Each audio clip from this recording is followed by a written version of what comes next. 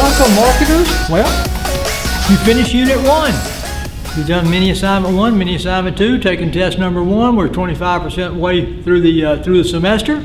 Now we're getting ready to hit Unit 2, starting off with Chapter 6 and Business 210, Principles of Marketing. And Chapter 6 talks about market segmentation. Again, hope you did well with Unit 1. Unit 2, I think the main thing that you have to do, and that's chapters 5, 6, disregard. Chapters 6, 7, 8, 9, and 10. Now, an interesting thing about Chapter 10, and I'll tell you that in just a minute. The only thing you have to do outside of preparing for test number 2 is you have to do your marketing news article in unit number 2, and that information is in your contract document, your syllabus. Now, in your text, if you happen to have a text, the first half of chapter 10 talks about distribution or place, putting goods in the right place. The last half talks about retailing. And so I divide that chapter. It used to be two separate chapters in the old text. So I divided that up, and test number 2 will go through the first half of chapter 10, and then test number 3 and unit 3 starts at the second half of chapter 10, which has to do with retailing. Okay, market segmentation. There are 320 million people in America. Do most companies try to market to all 320 million people? Well, the answer to that is no. Let me use a silly example here that we'll use kind of through this. A wristwatch. Let's talk about a wristwatch. Could potentially all 320 million people, for the most part, wear a wristwatch? Well, the answer is yes. But a lot of folks don't wear wristwatches anymore. So what you want to do is you want to break down the total population to those that are most likely to wear wristwatch, or a target market.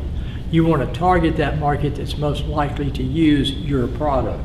So, and secondly, one company just doesn't have the resources to market to everyone. Let's just say you decided, for some weird reason, you wanted to market your wristwatches to the entire 320 million people. Well, you know how many wristwatches, if you were going to do that, you feel like you'd have to produce? Do you know where you would have to place those wristwatches? Do you know what about promotion? I mean, it'd be crazy to try to do all of that because you just don't have the capabilities. One thing he mentions at the very first of this chapter is he says, with the exception of very narrow markets, one single company, however large its resources and capacity, cannot possibly serve all customers. Consumers are too numerous and their needs and wants are too diverse. I'd be familiar with that. One company just can't service everybody. Now, he also mentions, well, how much do you break down your market? You know, and I put down here for you levels of segmentation. How might you segment your market? Well, mass segmentation is where you try to satisfy and market to a large segment of the population. We said no company can market to everyone because it's just takes too many resources and it's too diverse. But let me give you a company, Procter & Gamble and toothpaste. Most people have teeth. Most people brush them. So Procter & Gamble, they use what you'd call mass segmentation. They segment, or mass marketing would be the best term. They market to a whole bunch of folks. Level of segmentation, mass. Now, segmented marketing is where you break down the market to particular parts of the the market or population that's most likely to buy your product. You take the market, you segment it down, and then you then try to market to those folks that are most likely to buy your product, your target or target markets. Right? And then micro marketing is where almost you market to almost an individual. Let's say that you are an architectural firm. You would not do mass marketing. You probably would not do segment marketing. You would do marketing to really individual, depending on who your architectural firm is with. If you work primarily with whatever type client, but you would specifically market to particular clients. Okay. So I just wanted you to know that there are different levels of segmentation. Some do a lot of mass marketing. Most companies do segmented marketing, and a few do micro marketing. Okay. Since this chapter is a chapter on market segmentation, oh, and I do want you to be familiar that one company is really not able to market to all of the population. And I do want you also to be familiar with the levels of segmentation. Mass marketing is more of a shotgun approach. Segmented marketing is more of a different groups approach. And micro marketing is like a rifle approach. It's almost like to a particular customer at a time, or several customers at a time. I guess we better define what segmentation is.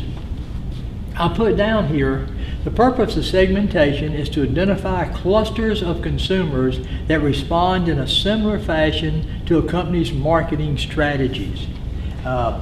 I think also our book says it may be a little bit differently, and I want you to know what segmentation is.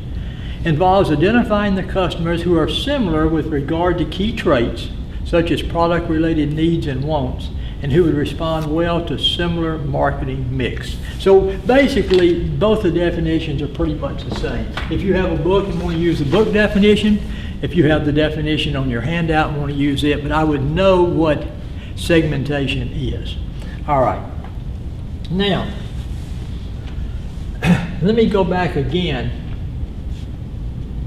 and let's remember what a market is. A market is all of your actual or potential customers.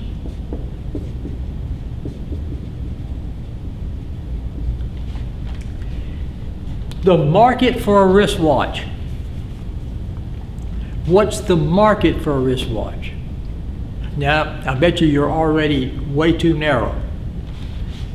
All the actual or potential customers for a wristwatch would be anybody that had a wrist, right? Are you laughing? Are you disagreeing? No. That's the market.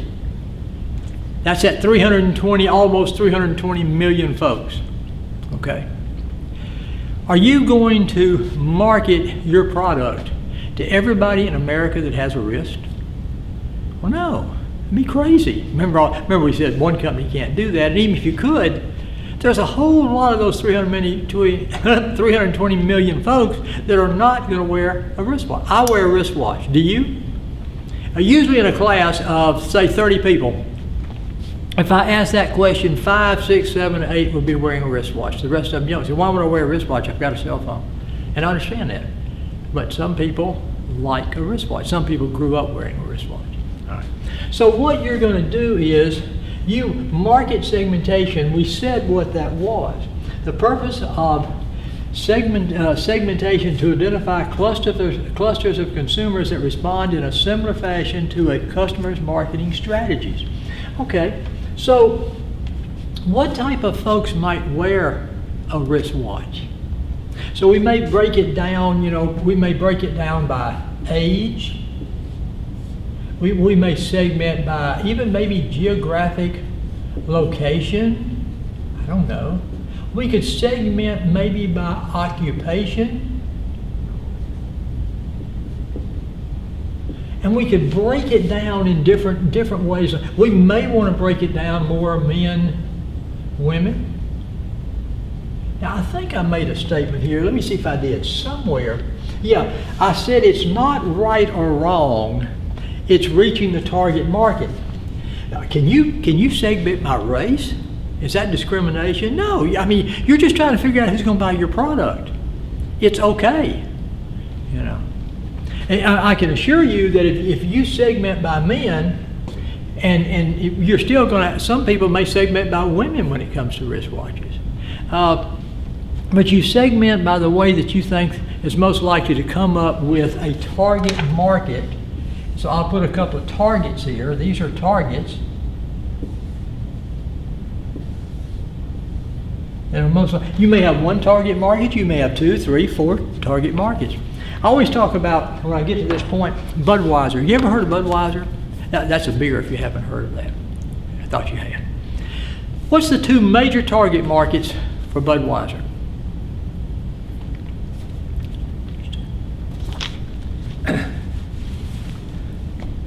Blue collar males 25 to 50. Those guys that like NASCAR, football, that kind of stuff. Beer drinkers. The second one are college students. You say, I'm not making this up. No, that's the 2 markets, that's their 2 primary target markets. Who watches the Super Bowl? A lot of college folks watch the Super Bowl, but especially blue collar. You know, blue collar means there's nothing wrong with being blue collar. That's a great. It's people, skilled people that you know, more working type folks. You know, who watches the Super Bowl? Those kind of folks. Does Budweiser advertise on the Super Bowl? They're the largest advertiser of anybody. Up to $40 million in advertising during the Super Bowl. From kickoff to the final whistle, $40 million is about what Budweiser spends. Wow. Okay. So anyway, you segment down to your target markets. Let's look through this in a little bit. So far, we've got a couple to be familiar with. Be familiar with no company. You can pretty much say that no company is able to satisfy all consumers with their products. Also, you need to be familiar with the levels of segmentation. You need to know what segmentation is. And I want you to be familiar with what target markets are. The process of focusing on those segments that a company can serve most efficiently or most effectively. See what I say? Identify those segments. Select the segments and offer the products to that market. That's targeting particular markets, like Budweiser would target college students and blue-collar males. Does that mean they won't sell to other people? Of course they will. Do other people make up a lot of their market? Yes, but that's who they target to. Rolex watches. How would you segment for Rolex watches? You can get a pretty decent Rolex watch for $10,000. You know, not the best, but a pretty decent Rolex. And you can get a really nice used one at that amount. So how would you segment? By profession, probably. Male, female, probably more male. By age, certainly by income. See, I'd throw income over here. All right. Because when you wear a Rolex, it shows you've made it. See, that's the status. You know, remember we talked about playing different roles. If you're in the upper. You've got a role to play as an upper. You're probably going to be wearing a Rolex like mine. Oh, well, that's not a Rolex, but you're going to be wearing a Rolex. Okay. So that's the idea. Now, and you would target folks like that. Who does commercials for Rolexes? Roger Federer. You ever heard of him? He's a tennis player. You know. Phil Mickelson. So you're talking money here. Okay, the basis for segmentation. How can you break down the market? How can you break down or segment the market as a marketer? Any way you want to. You can break it down by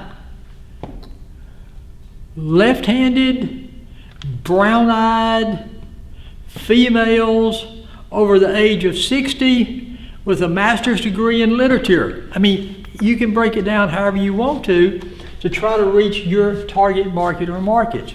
But here's the way that most of the times, and I think I believe I took the page out of the book. Yeah, I think I made a copy of this page out of the book and put in your study notes.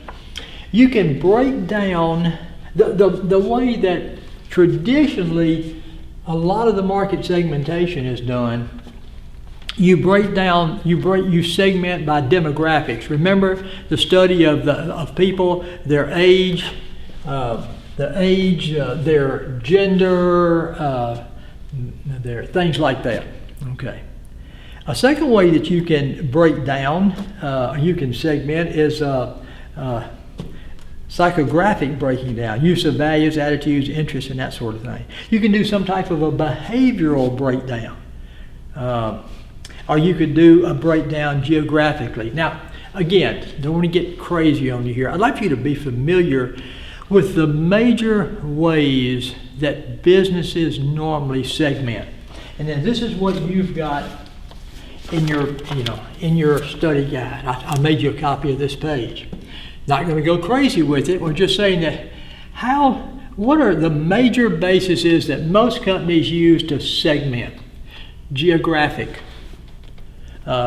If you're going to be selling, shotguns for like duck hunting, then geographically you're going to segment through the different flyways where ducks come down through America.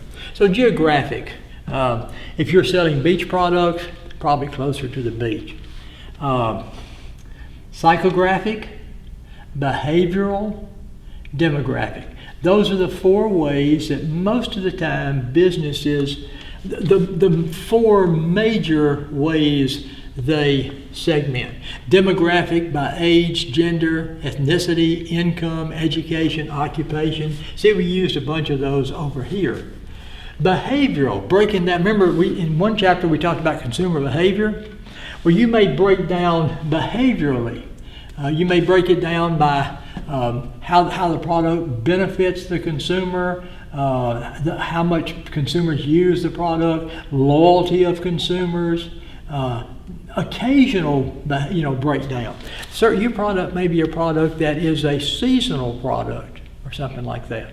Okay. Now, I'm not crazy about you having to be familiar with all these things here. I just want you to be familiar with the four major ways that most companies use to do segmentation. A lot of them use more in addition to that. Some may use different ones, but demographic, psychographic, behavioral, and geographic. What segmentation is best?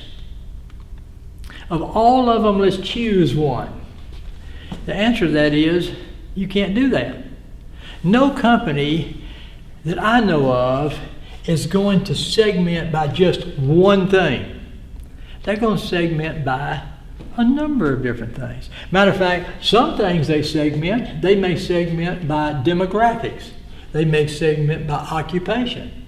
They may do some segmentation psychographic by attitudes and interests. They may do some by behavioral segmentation, customer loyalty. And then they may do some geographic.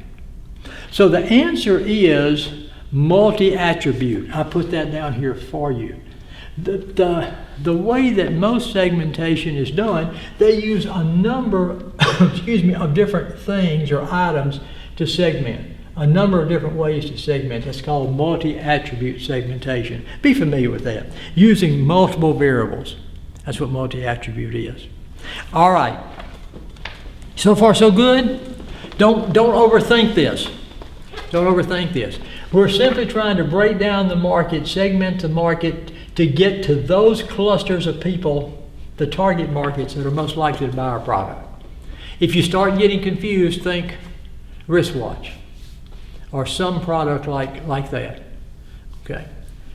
And that's what we're trying to do. Wristwatch, everybody in America, potentially almost, we segment it down, we reach our target markets. All right. Okay. Talking about the basis for segmentation, we looked at that, and the best way to segment is using numerous variables. That's multi-attribute. Now, requirements for successful segmentation. For a segment to be a segment that you can use, a segment that you might want to actually market to, that segment has got to meet certain requirements. What are we talking about? And I'd like for you to be familiar with these requirements. Measurability. You got to be able to measure the segment. If you can't measure it, then you can't really identify it very well. Substantiability. The segment's got to be pretty good size. Okay. Stability. The segment has to be stable in its thoughts, in its buying processes, and its needs and that sort of thing. Accessibility. You've got to be able to reach that market segment. You sell diapers for babies. You can't market directly to babies. I mean, what do I manufacture? I manufacture diapers. Who is my market? Babies. Market segmentation. Everybody under the age of 2. Well, that's not going to work. Because under the age of 2, they're not going to be buying them. So you've got to market, how would you market diapers? You might relate it to age, but age of what? As it relates to mothers, would you probably segment by female as opposed to male? Would income matter? Probably not. If you need diapers, you need diapers. So what, multi-attributes, but there would be a number of things that you would use to break down the target market or markets for diapers. Okay. Actionability. Your segment has got to be one that will respond. Again, you could probably identify the babies. They can't respond. Let's look at babies. Measurable. Yeah, you can measure how many babies are being born. Substantial. Yeah, it's a whole bunch of folks, whole bunch of babies. Stability. Yeah, their babies are babies. Accessibility. That's a problem. And actionability. You can't get to them, and if you could get to them, they can't buy them. And then differential. What that means is that different. I say here, segments respond differently to marketing strategies. So what you're doing, you're segmenting, like Budweiser segments college students, and they segment blue collar males 25 to 50. And they will respond to different marketing strategies. You're going to market to one of those segments a little bit different than the other. So I'd just be familiar with the requirements for successful segmentation. Okay. Positioning the brand. He throws that in here. You see that on the handout somewhere in the chapter, but he throws it in here. Have you ever thought about this? A company has to position their brand as it relates to what? Their competition. If you're doing an automobile, if you're manufacturing an automobile, your automobile cannot be the fastest, the most fuel efficient, the safest, the cheapest. It can't be everything. So you have to position your product as it relates to other product and market it that way. I'd be familiar with that. Placing the brand in the consumer's mind in relation to other competing products, based on product traits and benefits. Volvo is really known for safety. Not saying other vehicles aren't safe, they are, but Volvo, safety is something they really stress. So you are going to position that in the market as it relates to safety. I love Subaru. How do they position Subaru? Subaru vehicles? Subarus are members of the family. I'm Joe, and I have my wife, Sarah, and I have my three kids, Tom and Nancy and Subaru. It's almost like, because remember, Dad drives the Subaru, it passes down, his daughter drives it, then the son drives it. It stays in the family. You're positioning it that way. Isn't it interesting how they do that? It's just a member of the family. Okay, so I want you to be familiar with what positioning is. All right. Hey, do you know chapter 6 is only one page? And I'm down towards the bottom of it. That's kind of exciting.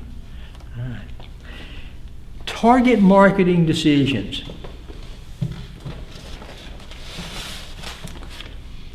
Now we've done all this stuff.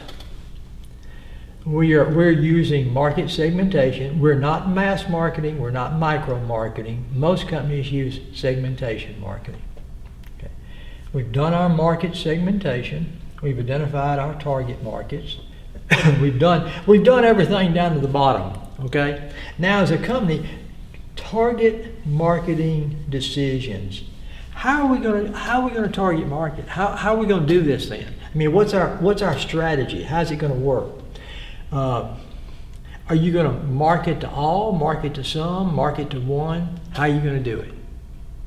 Well, there's three different types of marketing, and you'll make a decision on which one you're going to use. And I want you to be familiar with these three. Differential marketing. Market segments that want different benefits from a product. You use different brands with different marketing strategies for each segment. Differential marketing. Let's take Honda Corporation. Honda has the Civic. Nice automobile, pretty fuel efficient, that sort of thing. They've got the Accord. They've got the Honda truck. They've got the Pilot SUV. And they've got the Odyssey, which is a van type of vehicle. Differential marketing. They've got different products for different segments, and they use different marketing strategies. Right? See, differential marketing, market segments that want different benefits from a product. Some people need an Odyssey, they need a van. Some people want an Accord. And they have some Accords and some what's the other one? But the one I just mentioned, that's a little bit less than the Accord. That are pretty sporty models. You may want that. Use different brands with different marketing strategies for each segment. I'm gonna market differently to the Odyssey people than I market to the SUV Pilot people, to the Accord people, that sort of thing. Okay. Now, you could use concentrated marketing. That's differential marketing. Concentrated marketing, not all companies can offer something for everyone. Selecting only one marketing segment and targeting with one single brand. You select one market segment and you use one single brand, WD-40. WD-40 is WD-40. They have one segment, which is a large segment, because everybody has a can of WD-40. Do you know you have a can of WD-40 in your house? You may not know that. But if you look around for long enough, you'll find a can of WD-40. If you've never bought a can of WD-40, the WD-40 ELF has brought it to you. Everybody's got a can of WD-40. That would be concentrated marketing. So you selecting only one marketing segment and offers, and then target them with one single brand. Okay. The last decision could be undifferentiated marketing. Product is aimed at the entire market. Single marketing strategy regardless of the number of segments. A convenience store uses undifferentiated marketing. I can come in, you can come in, the governor can come in, any ethnic group can come in, male, female, whatever. All right. So all we're saying here, if you look at this chapter is on market segmentation. I want you to know what segmentation is. It's breaking the market down, because most products you have to break the market down to certain target markets. And we looked at, I wanted you to, again, be familiar with major ways you break down. What's the best way to segment? Multi-attribute. You're normally going to use more than just one segment and come up with your different target markets. And then I want your target marketing decisions. Are you going to use differential marketing? Are you going to use concentrated marketing or undifferentiated marketing? One product is aimed at the entire market, is undifferentiated. Concentration is where you have one market and one brand. And then differentiated marketing is where you have different marketing strategies, different products for different segments. Okay, I think that's chapter 6. That's not bad. That's not bad. Knowing something about marketing segmentation. By the way, what's the product? What is the market for hairspray?